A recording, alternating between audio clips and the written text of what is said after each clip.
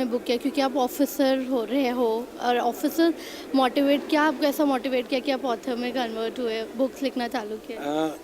Question बहुत difficult हो सकता है, लेकिन एक्चुअली देखा जाए तो इसमें क्या मोटिवेट किया बिना पैशन के मोटिवेशन नहीं हो सकता है, बिना ड्रीम किए हुए नहीं हो सकता है.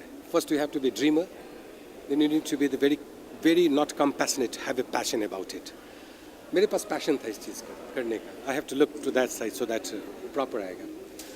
पैशन था इस चीज़ को लिखने का. एंड क्या हो रहा था, एक दिन मैंने एक नेशनल ज्योग्राफिक्स पे एक डॉक्यूमेंट्री देखा. डॉक्यूमेंट्री में एक ऐसा हुआ था कि 15,000 ईयर्स पहले एक आइस डैम ब्रेक किया और उसने वेस्टर्न पार्ट ऑफ अमेरिका को बिल्कुल ही फ्लैट कर दिया. मैंने सॉ टू इट, मुझको लगा कि अगर ऐसा कहीं हिंदुस्तान में हो गया तो क्या होगा. ये सोचते सोचते बैठे, लिखने को सोचे. एक और सोच ये थी कि बहुत नॉर्मली हम लोग कोई कहानी लिखते हैं तो इंडियन ऑथर्स की कहानी वैसी होती है, लव स्टोरी हो गई, चाहे किस तरह का चीज़ हो गया, चाहे गाँवों की कहानी हो गई.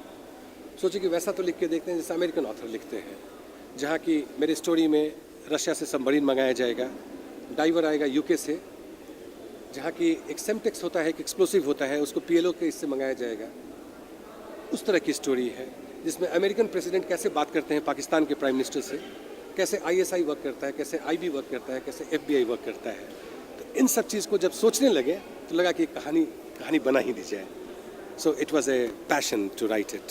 सर, ऐसा कोई ऑथर जो आपको बहुत मोटिवेट किया हो? बहुत मोटिवेट करने वाले ऑथर में मेरे पास शुरू में तो हम पढ़ते थे, सिडनी शेल्डन पढ़ते थे, एलिस्टर मैकलिन पढ़ते थे, बात के इरा में और आइए, बहुत मेरे फ्रेडरिक फॉक्सिस थे, रॉबर्ट लुडलुम थे, गॉडफादर मैंने पढ़ा. इस तरह की बहुत कहानी पढ़ी.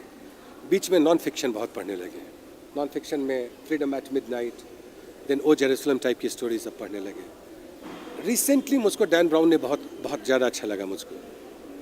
डैन ब्राउन के बाद में समहाउ 2009-10 के आसपास से अंग्रेजी का फिक्शन तो पढ़ ही रहे थे, साथ में इंडियन फिक्शन राइटर्स का पढ़ने लगे, जिसमें इमॉर्टल ऑफ मेलुहा हो गए, अमीस के हो गए, तीनों सीरीज़ मैंने पढ़ा.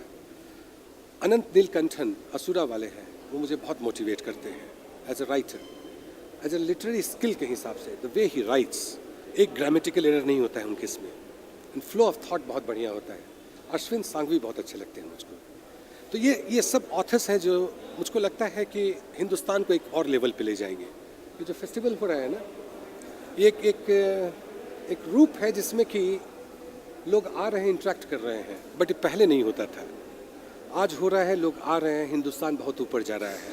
ये सब मोटिवेशन था मेरे लिए, और ये ऑथर्स का भी जो नाम मैंने लिया ये मोटिवेशन था. सर, आपकी जो बुक है उसमें सुना है कि उसके ऊपर मूवी बनने वाली है. मूवी का ऑफर आया था. दो प्रोड्यूसर आए हैं. एक तो जाली था, बिल्कुल जाली था. उसका ये व्यू था कि 50,000 रुपये एडवांस ले लो, 10 लाख रुपये में साइन कर लो, और वो उस तरह के होते हैं कि आपसे लेकर के वो किसी और को बेच देते हैं. तो वो सीरियस नहीं था. एक सीरियस है, बहुत सीरियस है, और एक प्रोडक्शन हाउस तो बड़ा प्रोडक्शन हाउस है, बट थोड़ा सा वक्त लेते हैं इसको मूवी बनाने के लिए.